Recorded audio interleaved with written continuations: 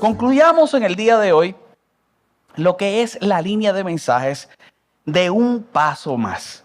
En los últimos mensajes nos hemos enfocado no en la vida de Nehemías. Yo sí que he querido ver a través de Nehemías algunas características que nosotros debiéramos tener como creyentes, enfocándonos en el hecho, en aquel primer mensaje, de lo que podía ser una gran obra, de reconocer nuestra vida como una gran obra, de reconocer lo que nosotros hacemos como una gran obra y no cualquier gran obra, la obra de Dios. Cuando nosotros miramos el libro de Nehemías y mirando hacia atrás un poco de lo que hemos visto, en el capítulo 1 nosotros pudimos reconocer cómo era la carga, lo que surgía en su interior y aquella carga que sintió al enterarse de que un lugar que ni siquiera él lo habría visitado estaba en destrucción. Surgiría desde su interior el deseo de hacer y de provocar lo que era la reconstrucción de ese lugar. Una vez más, se mira históricamente, se dice por los historiadores que él no había estado en ese lugar. Pero aún sin estar en ese lugar, cuando los familiares llegan y él preguntan y le dicen la condición del lugar, ahora se vuelve una carga en su vida. Pero fue la carga que Dios pone, como en muchas ocasiones surge el hecho de reconocer una gran obra o el exponerse a la obra, la carga desde su interior. Nosotros miramos el capítulo 2 y vimos algunos elementos dentro de todo esto y quiero llevarte a lo que voy a compartir en el día de hoy y por eso esta introducción, la autorización y los recursos necesarios para que aquello se diera. Recuerdo que me enfoqué en el hecho y lo traigo a colación en el día de hoy porque también voy a tocar un poco sobre eso, de que el recurso en nuestra vida siempre proviene de Dios, aunque a nivel natural voy a depender de que en algunas ocasiones ese ente natural sea el que lo ponga en mi mano. Aunque yo reciba en mi mano algo que es puesto por un ente natural en la vida del creyente, siempre reconocerá que es lo divino el que lo pone en su mano.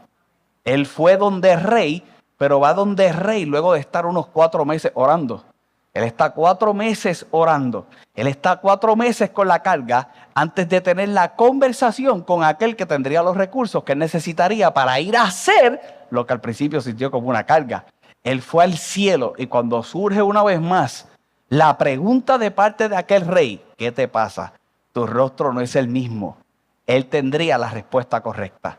Lo que está sucediendo es esto y el rey expone qué necesitas, qué puedo hacer por ti. Y él no venía con inventos.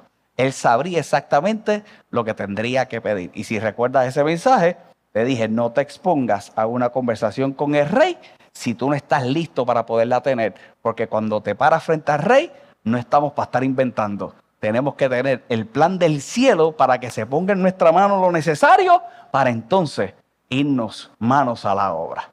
Dicho eso, nosotros miramos el capítulo 3 y no entramos en eso, pero cuando vas a la palabra del Señor y te dije que leyeras el libro completo, son 13 capítulos creo, pero hemos llegado hasta un capítulo 6 y ahí nos vamos a quedar, pero nosotros miramos en ese capítulo 3 lo que es el trabajo. Nosotros comenzamos a mirar y lo vimos por encima en el mensaje, lo que podía hacer la oposición abierta, que lo vemos en el capítulo 4. Vemos el capítulo 5, cómo se desatan algunos conflictos internos hasta que llegamos al capítulo 6 y empezamos a resaltar lo que podía ser las distracciones y en el mensaje pasado que nos enfocamos en el aspecto de lo que era la influencia. La influencia que cada uno de nosotros tenemos que reconocer tener a la hora de ir a la obra. Cuando miramos la palabra del Señor, mira lo que dice el verso 1 y ahí está el fundamento de lo que es el texto base que pudimos utilizar para enfocarnos en los pensamientos en las semanas pasadas. El verso 1 dice la palabra del Señor: cuando oyeron Sanbalat y Tobías y Gesem el árabe y los demás de nuestros enemigos, que ya había edificado el muro y que no quedaba en el portillo, aunque en aquel tiempo no había puesto las hojas de las puertas, Sanbalat y Gesem enviaron a decirme: ven y reunámonos en alguna de las aldeas en el campo de Ono. Mas ellos habían pensado hacerme mal. Esta gente insistió y todo era por hacerle mal. Y tendría una explicación que la dimos semanas anteriores y hoy voy a entrar en detalle un poco más sobre eso. Y dice el verso 3 y aquí está el verso base que nosotros pudimos estar utilizando en los pasados días. Y le envié mensajeros diciendo: yo hago una gran obra. Ni siquiera él fue. Él envió mensajeros para decirle, yo hago una gran obra. Yo tengo que estar enfocado en la obra. Una vez más, yo hago una gran obra y no puedo ir porque cesaría la obra dejándola yo para ir a vosotros. La forma correcta, miramos semanas anteriores y mensajes anteriores, de yo exponerme a la oposición, siempre será concentrado en la gran obra. La forma correcta de exponerme a lo que es la distracción, siempre será estar concentrado en la gran obra. Siempre que yo considere que mi vida, la obra de mi vida es mucho más grande que cualquier distracción, la distracción no me va a hacer daño. Yo no tengo tiempo para atenderte. Porque si yo me voy a atenderte, voy a abandonar en lo que realmente yo tengo que estar concentrado, que es la construcción. Así de sencillo. Él ni siquiera fue a atenderlo, él mandó mensajeros. Y nosotros miramos la semana pasada, para entrar en algunos detalles en el día de hoy, en la insistencia de esta gente. Y vamos a leer los versos. Como unas 4 veces se dirige, como unas 4 veces se insiste. Y la insistencia de echar a perder la conclusión de la obra. Porque sin adelantarme, lo que quiero mostrarte en esta noche, este instante, y lo vimos la semana pasada, a diferencia de lo que miramos en los mensajes anteriores que se estaría en la construcción, ya aquí estábamos a punto de que se acabara. Lo que faltaba era poner las puertas en su lugar. Aún las puertas estaban construidas, lo que faltaba era que las puertas se pusieran en su lugar. Y cuando las puertas se pusieron en su lugar, ahora lo que sería ciudad a nivel visible tendría sentido. Lo que representaba seguridad, lo que representaba economía, lo que nosotros hemos visto, ya entonces tendría un sentido mayor, pero no solamente tendría un sentido mayor, porque a eso me voy a dirigir en esta noche, tendría el reto que se requiere que ya el lugar se hubiera construido. Porque se pudo haber construido, pero después que construiste el muro, ahora tienes que comenzar a construir lo que está detrás del muro. Porque si el muro es defensa, la defensa es inútil si no hay que defender. Y ahí es donde entra la verdadera insistencia y el verdadero temor de esta gente. Que lo que empezó como intimidación para que no se construyera ya estaba a punto de terminar. Y el inicio de la intimidación, que era lo político, que era lo económico y que era lo que a estos hombres realmente le afectaba porque eran líderes en otras regiones, ahora se estaba a punto de dar. Ya me estoy adelantando el mensaje. Ahora se estaba a punto de dar.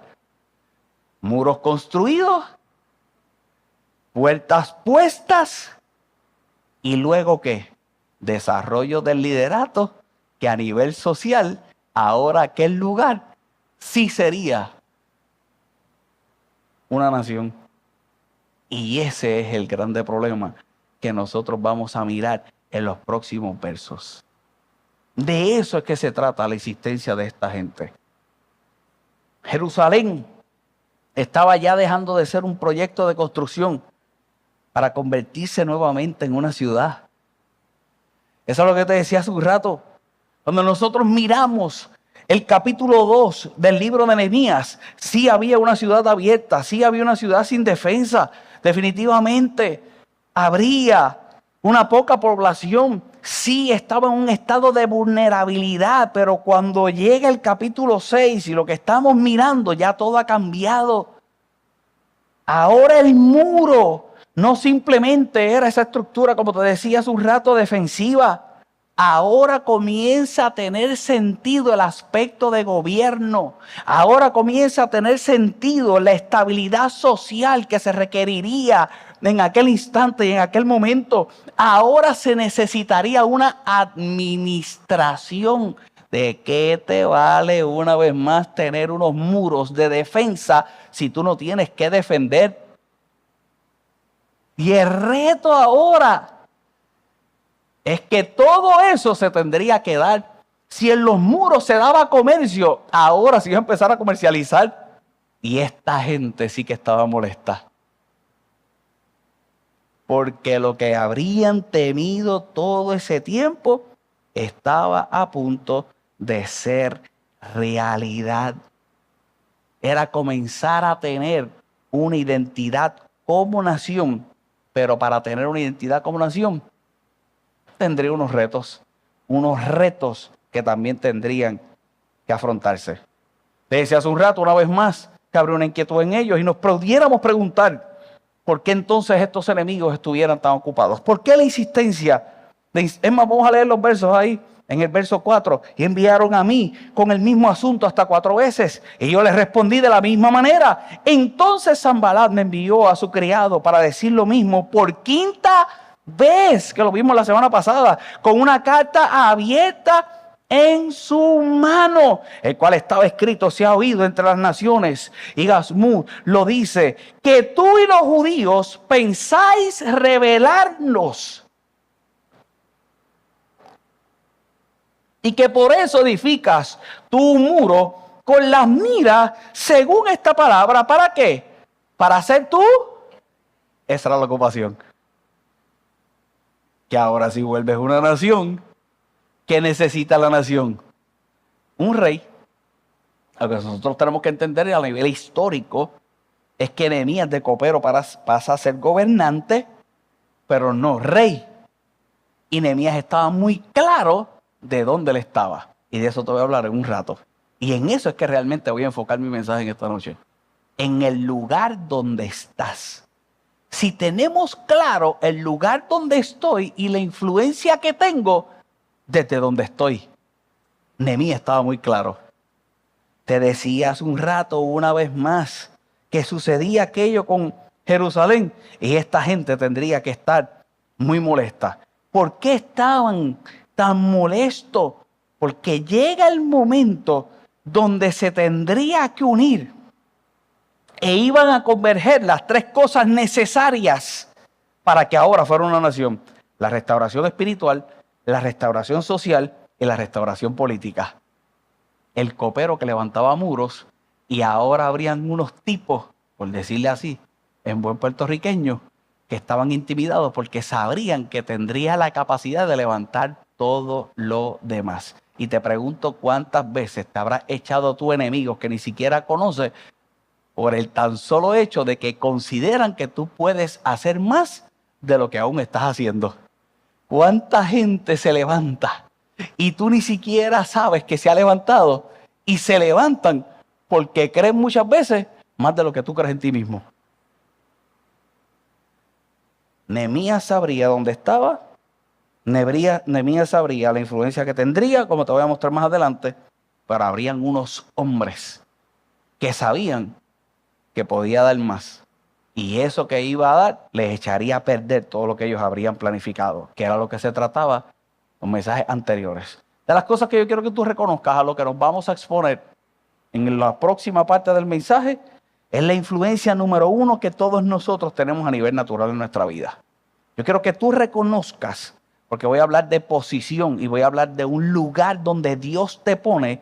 Y en el lugar donde Dios te pone siempre será para que tú ejerzas influencia. Y el primer lugar que yo tengo que reconocer para poder ejercer influencia es el lugar natural. Pastor, ¿a qué te refieres? Dios te posiciona en lugares naturalmente hablando, una vez más, para que establezcas influencia. Los que son padres, siendo padres. Las madres que están aquí, Dios te pone en un lugar, en la maternidad. Somos padres, madre, esposo, esposa. Somos empleados, somos emprendedores y somos jefes. El lugar donde te encuentres es el lugar natural, una vez más. Te conviertes en líder, ayudas en la iglesia, líder social, eres amigo. Es un lugar, es una posición, y desde ese lugar, esa posición, ejerces influencia. Pero es un lugar natural. Número 1, tengo que entender esa influencia natural, pero no solamente la influencia natural, el lugar natural. Y número 2, para lo que te voy a exponer en lo próximo parte del mensaje, lo que es la influencia espiritual. Lo que es la influencia espiritual. ¿Por qué razón? Porque yo tengo que entender que hay unas posiciones espirituales que no necesariamente son visibles. Me explico. Soy padre, estoy en el hogar. Yo no ando con un letrero bien grande en el pecho diciendo, soy sacerdote de mi casa. Pero la palabra del Señor dice que nosotros tenemos que considerarnos, vernos y vivir como reyes y sacerdotes. Y la Biblia está bien clara cuando el hombre tiene que ser sacerdote de su hogar. Yo no creo que haya ninguno de nosotros que necesita andar con una corona por ahí para entender lo que es ser rey, ni con una sotana para entender lo que es ser sacerdote. Pastor, ¿y qué es? A nivel espiritual, aunque no sea un anuncio, tú sabes que la posición que te encuentras como rey sales allá afuera y conquistas y lo traes a la casa. Por eso sales y trabajas. Y como sacerdote, lo que conquistaste se lo consagraste a Dios. De eso se trata y eso es lo que yo te estoy hablando. Y esa es la influencia espiritual. La semana pasada se lo decía a los hombres, yo volví y lo repito. En tu casa no debe haber nadie que selle las grietas las sellas tú. En tu casa la dirección espiritual, hombre que está aquí, eres tú. Y no estoy menospreciando para nada a la mujer. Para nada menosprecio a la mujer. Pero se alaba tanto a la intercesión de la mujer, la oración de la mujer. Y es importantísimo y tiene un poder increíble, la misma que el del hombre. Pero escucha bien, la estadística dice que cuando un hombre decide servirle al Señor, el porcentaje de la familia que viene a los pies de Cristo es mucho más alta que cuando lo hace la mujer. Una vez más, no se trata de menosprecio. Se trata de reconocer ambos en la posición que se encuentran a nivel espiritual y asumiendo el rol que tienen que asumir, influencien correctamente. Traigo este ejemplo para que entiendan hacia dónde me voy a dirigir. Una vez más, es la influencia natural y la posición donde me encuentro naturalmente hablando y la influencia espiritual y esa posición que yo tengo que entender que fue Dios quien me la asignó. El día que tú veas que fue Dios quien te asignó el trabajo que tienes, lo vas a apreciar mejor. El día que tú veas la habilidad manual que tienes y la ejecutes considerando que fue Dios quien te la dio y te posicionó, créeme que le vas a dar mucho más valor. Eso es lo que yo te estoy hablando y eso es lo que te voy a hablar dentro de un rato. La influencia ahora de Nehemías no provendría de ningún rey. Provenía de un llamado dado por Dios. Y eso es lo que yo quiero que tú personalices y reconozcas en tu vida. ¿Por qué razón yo quiero hablarte?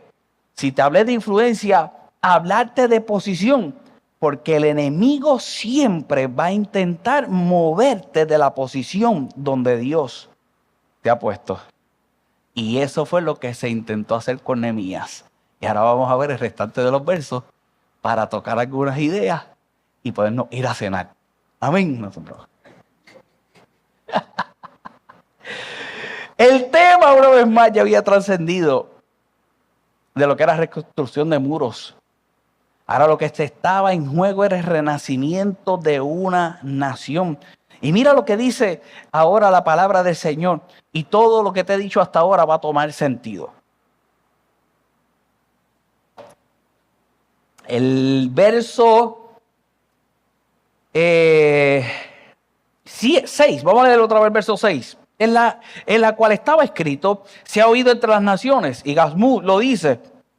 Tú y los judíos pensaban rebelarlo y por eso edificas tú el muro con la mira, según estas palabras, de ser tú rey. Lo primero que le está diciendo es, ahora tú quieres ser rey. Una vez más sacarlo, ya era gobernante, ahora le dice, quieres ser rey. Y que has puesto profetas que proclamen acerca de ti en Jerusalén. Ahora es que la cosa se pone interesante y ahora es que la cosa se pone dura de verdad. Ahora es que la cosa se pone dura. ¿A quién dice la palabra del Señor ahí que estaban acusando a los que le hiciera? ¿A quién ponía? A profetas. Estás poniendo a profetas y en aquel momento dado, teniendo una relevancia mucho mayor en lo que puede significar para nosotros hoy. Y se respeta el ministerio profético y todas estas cosas. Aquí yo te estoy hablando a nivel de nación. Un profeta hablaba y lo que decía el profeta a nivel de nación, créeme cuando te digo que vendría de parte de Dios y la gente le había hecho caso. Pero mira lo que pasaba. Y dice la palabra del Señor, diciendo, hay rey en Judá, que eso es lo que decían los profetas, y ahora serán oídas de rey las tales palabras. Ven por tanto y consultemos juntos. Entonces envié yo a decirle, no hay tal cosa como dices, sino que de tu corazón tú las inventas. Y esto es lo que yo decía la semana pasada. Lo que dicen por ahí son inventos. Lo que están diciendo por ahí son inventos. No es verdad. Y mira lo que dice el verso 9.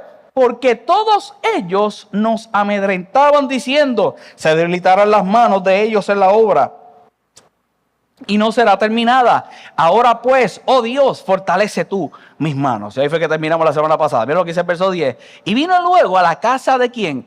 De Semaías, hijo de la Ahía, hijo de ese mismo. Porque él estaba encerrado, el cual me dijo. Y aquí es que se pone la cosa interesante. Aquí es donde uno tiene que estudiar un poquito más la palabra del Señor para entender unas cosas.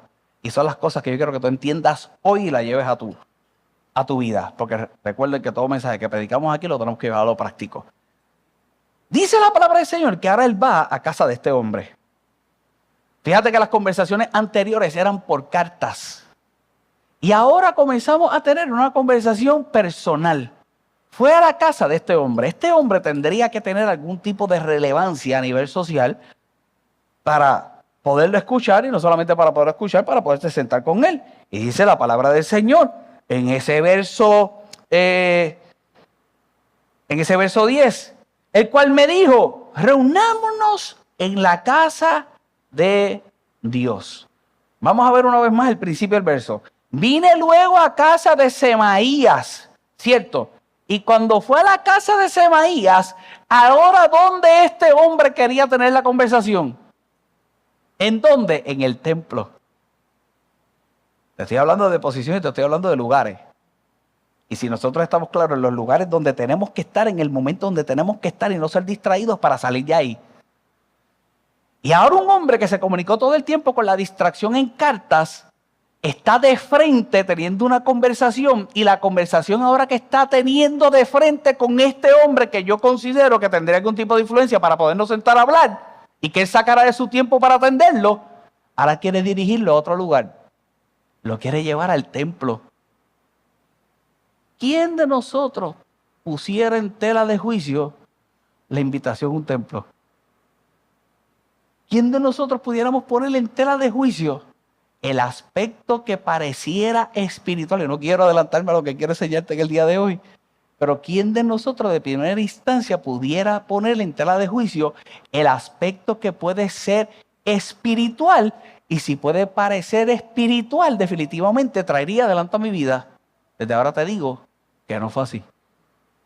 Mira lo que dice la palabra del Señor. Y cerremos las puertas del templo, porque vienen para matarte. Sí, esta noche vendrán para matarte.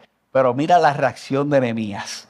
Entonces dije, un hombre como yo debe de...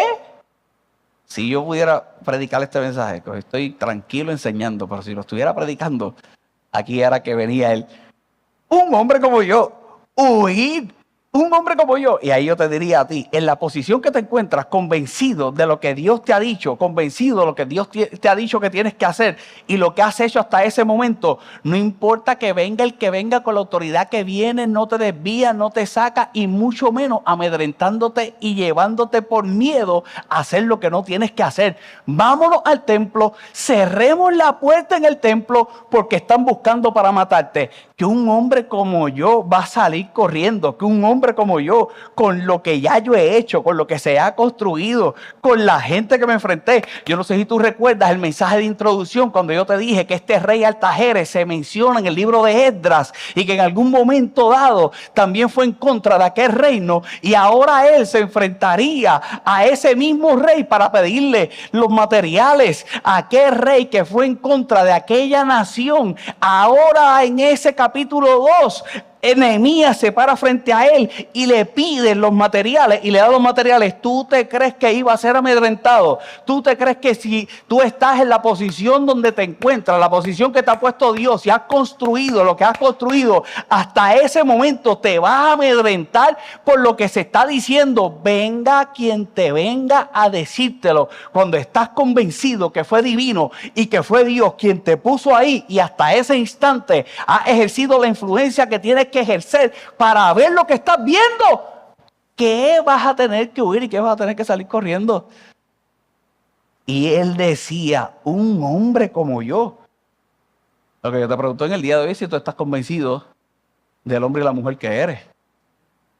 Para que cuando venga un instante como este, que pone a temblar a cualquiera porque no te he dado el detalle histórico, puedas decir, un hombre como yo va a salir corriendo. Mira que está el verso para ir al detalle que quiero traerle en esta noche.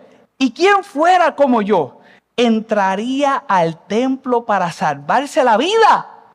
No entraré. No entraré. Recuerda lo que te dije de lo que estaba pasando con Jerusalén. Recuerda lo que te dije, que ahora lo que se tendría que crear era la estructura gubernamental. Se tendría que ir más allá en la estructura religiosa, porque la estructura religiosa hasta aquel momento no habría tenido la influencia necesaria para levantar los muros. Te hablé de influencia natural y te hablé de influencia espiritual, y nosotros tendríamos que preguntarnos si en aquel momento existía un sacerdote y si existía un templo, pero no habría muro. Habría una ciudad, escucha bien, yo sé que esto puede sonar fuerte, que tendría templo, pero no tenía muros. Habría un lugar para poder hacer quizás congregación, pero no habría un lugar para que se viera la manifestación de lo que se hace cuando se podía hacer congregación. Podías hacer sacrificios, pero después que tú hacías sacrificios, ¿qué? Si la ciudad estaba destrozada. Como creyentes, nosotros pensaríamos que nos tocaría hacer congregación y ya, y servirle a Dios. Y yo sé que lo que estoy diciendo ahora es súper fuerte. Y estoy grabando hoy porque no sé si mañana voy a tener dirección y camarógrafo, porque están de vacaciones. Pero ponte a pensar. Yo sé lo que estoy diciendo es fuerte. Cuando tú le dices a cualquiera por ahí lo que está pasando socialmente, lo primero que te dice es: tenemos que orar. A un creyente: no, que la criminalidad, la economía. Tenemos que orar. Claro que tenemos que orar. Pero la pregunta es: ¿cómo oramos? Habría templo, pero los muros seguían en el suelo. Y una vez más, yo quiero que tú lleves el mensaje a lo práctico. Históricamente tendría sus implicaciones. E históricamente el sacerdote de allí no podía salir a construir los muros. Él tendría que seguir haciendo lo que tendría que seguir haciendo. Pero dime tú, si tú te quedas orando. Y como dice ese proverbio evangélico, te quedas orando, pero no con el mazo dando. Porque orando y con el mazo dando. Eso saben los más viejitos en el evangelio. Habría un sacerdote. Habría un sumo sacerdote. Había un templo. Pero la ciudad seguía vulnerable. Nosotros pudiéramos decir que en aquel momento había culto, pero no había seguridad. Nosotros podíamos decir que había un altar, pero no había ciudad. Y Nehemías era parte entonces de esa restauración. Yo quiero que tú tomes a consideración que cuando nosotros miramos ese verso 10, cuando dice que va donde Samaías, hay algunos pensadores y estudiosos que cuando dicen que él estaba recluido, es que este hombre estaba retirado. Y este hombre estaba haciendo lo que espiritualmente se tenía que hacer para considerar que el mensaje que iba a dar vendría del cielo. Te voy a llevar a un lugar y ya quiero concluir. Pero una vez más, cuando nosotros miramos el verso 10 y lo leíste, dice que él estaba en un lugar secreto. Lo que podía presumir Nehemías, que estaba en un momento dado de una revelación, una vez más de parte de Dios, pero quiere sacar a Nehemías de aquel lugar y meterlo en el templo. ¿Y tú sabes por qué quería sacarlo de aquel lugar y meterlo en el templo? Si ves el otro verso, vas a saber por qué. Porque Nehemías se supone que no estuviera allí. Y si estaba allí, ahora iba a ser considerado que estaba en pecado. Y si estaba en pecado, ahora el pueblo y la influencia que tenía, la iba a dejar de tener. Vamos a leer el final de los versos y concluimos esta noche si me ayudas en el piano. Mira lo que dice la palabra del Señor en ese verso 11. Entonces dijo: un hombre como yo ha de huir, y quien que fuera como yo entraría al templo para salvar la vida. No entraré. Y entendí que Dios no lo había enviado, sino que hablaba aquella profecía contra mí, porque Tobías y Sanballat lo habían sobornado. Y dice el verso 13: porque fue sobornado para hacerme, ¿qué cosa? Temer. Así, y que pecase y le sirviera de mal nombre, como que fuera yo difamado. ¿Qué quería echar a perder aquel hombre? La influencia de Nehemías, con algo que parecía espiritual. Que yo quiero que tú reflexiones en el día de hoy. Que la convicción más grande en tu ser, de la relación que tú tienes con Dios, ¿sabes quién la tiene?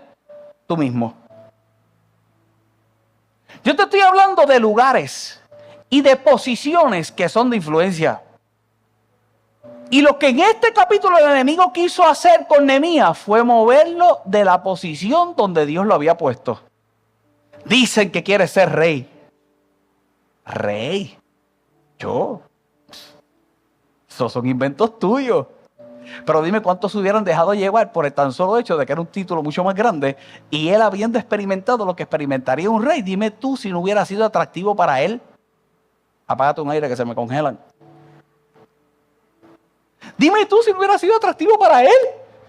¿Cierto? Rey, inventos tuyos. Y después hay un hombre, y una vez más es el contexto histórico, que está en un aparente retiro espiritual, donde en un momento de cansancio, y recuerda que te lo prediqué la semana pasada, lo más necesario puede ser escuchar la voz de Dios. Y estoy seguro que Nehemías lo pudo haber experimentado.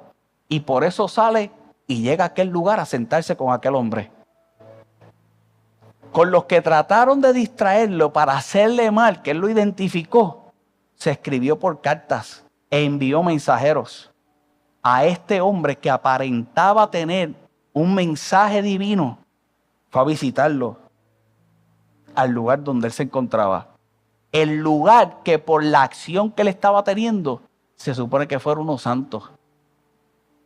Estaba retirado, aparentaría recibir el mensaje divino, y a ese lugar tienen una conversación.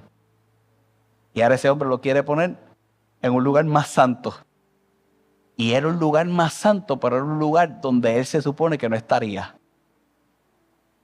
Y la pregunta que te hago en el día de hoy es una vez más, porque todo lo que te he dicho es para traerte hasta aquí. Si tendrás tú la relación con Dios de tal forma que estés tan y tan y tan convencido de saber que en la posición de influencia donde estás es suficiente. Y cuando te vengan con el invento que te vengan, sea tanto natural como espiritual, tú saber que lo que haces para Dios es lo que tienes que estar haciendo. Si te diría una de las cosas, y me voy a mover al final, una de las cosas que yo te pudiera decir esta noche, y lo he dicho en ocasiones anteriores, pero vuelvo y lo repito: nunca menosprecies el lugar donde estás. Nunca menosprecies tu familia. Nunca menosprecies la casa donde tú vives. Esto no es la que quiero, ponla como la quieres. No menosprecies tu trabajo. Pastor, es que no estoy en el lugar donde quisieras estar. Entonces yo oigo, y qué bueno que este no es el que está saliendo en vivo, que lo puedo editar. Pero yo oigo locos por ahí que te cobran para decirte: abandona ese sitio y sueña. Abandona ese sitio. Entonces dice, te estás viendo como si fuera lo que vas a hacer. Definitivamente tienes que verte como lo que vas a hacer. Pero la pregunta que te hago en el día de hoy es, ¿y si Dios quiere que seas donde estás? No, pastor, es que no es suficiente. Y si eres tú, siguiendo el plan divino, el que tienes que convertirlo en lo que lo tienes que convertir, esperando que sea el sistema el que te haga a ti, cuando a lo mejor eres tú el que tienes que cambiar el sistema. Difícil. Porque siempre queremos que alguien se siente y me dé el mensaje divino, cuando el mensaje divino hace tiempo lo recibí de parte de Dios. Y él estaba bien consciente de lo que Dios había dicho. Y desde esa posición haría lo que tendría que hacer para poder concluir la obra. Si algo yo oro en el día de hoy para tu vida, es que tú puedas entender una vez más esa grande expresión que hizo Nehemías, y yo no sé si tú la puedes hacer en tu vida. Nehemías dijo: yo prefiero morir en el lugar donde Dios me llamó que proteger mi vida. Ocupando el lugar donde Él nunca me puso. Para concluir en esta noche, no comprometas tu lugar por ninguna distracción, como vimos. No comprometas el lugar donde Dios te puso por una posición que Dios no te dio. Para nada este mensaje es para dejar de aspirar. Usted sabe que Fuente Aguayo aspiramos. Pero es para estar en el lugar donde Dios te dijo que estés. De la forma correcta. No comprometas nunca tu lugar. Y lo vimos en ese capítulo. Por miedo. No comprometas tu lugar por miedo. Estaban buscándolo para matarlo. No comprometas tu lugar haciendo algo. Escucha bien, y esto es más serio de lo que piensas. Haciendo algo que Dios no te llamó a hacer. Así hay un montón de gente que caen en fraude, que caen en problemas. Yo he conocido gente con unas capacidades extraordinarias para los negocios. Y solo hace falta que se le meta un mime en la cabeza y le eche a perder la vida. Por misericordia de Dios, hay unos que están bien. Hay otros que después que erraron milagrosamente, y de un caso en específico en la mente, que yo no sé ni cómo, porque no se sabe cómo, se supone que todavía estuviera preso. La gente critica tanto congregación. Y como yo siempre digo, ¿quieres una más para saber si congregación es bueno? ¿Quieres una más? Congregación es de las pocas cosas que nosotros tenemos para reconocer que verdaderamente le somos fieles a Dios. De las pocas cosas tangibles que nosotros tenemos para saber que le somos fieles a Dios, es los domingos por la mañana prepararnos y hora y media venir a la iglesia. Es de las pocas cosas tangibles que yo tengo. Pastor, ¿pero cómo dices eso? Porque la oración es tangible. No le voy a pedir a ninguno de ustedes un reporte de oración.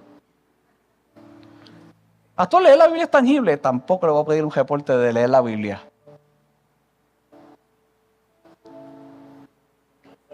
Difícil. En estos días, y vamos a orar, yo estaba en un sitio, hice el cálculo. Yo no sé si se lo llega a mencionar en las mañanas de fe, se lo mencionaba a los líderes en estos días. Estaba en una reunión de pastores del municipio de Cagua. Tremenda iniciativa. Una iniciativa que el alcalde se involucró con Vueltas Col y están capacitando a los pastores. Excelente iniciativa. A la primera no había ido, yo conocí a los dos conferencistas, no pude ir.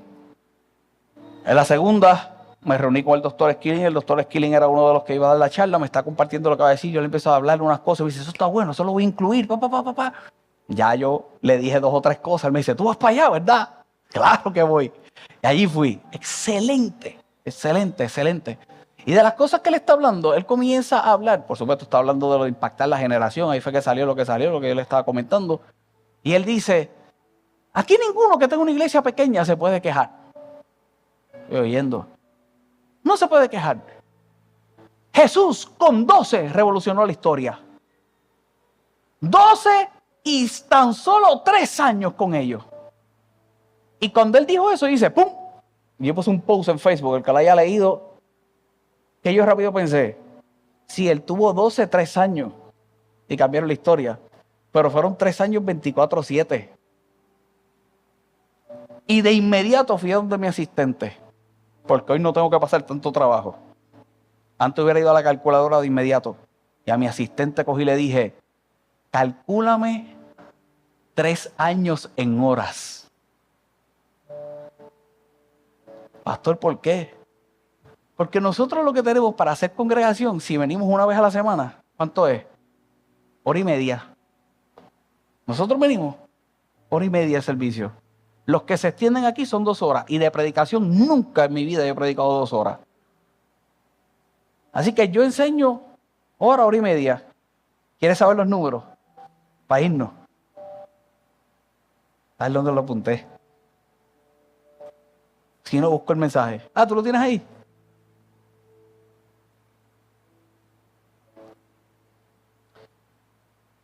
Le pregunté, 3 años equivalen a 1095 días. 1095 días. Eso representa 26.280 horas. Entonces, estoy leyendo mi post de Facebook. Me hice otra pregunta. Si nuestros servicios duran aproximadamente 1 hora y 30 minutos, ¿cuántos servicios necesitaríamos para acumular la misma cantidad de tiempo que los discípulos pasaron con Jesús?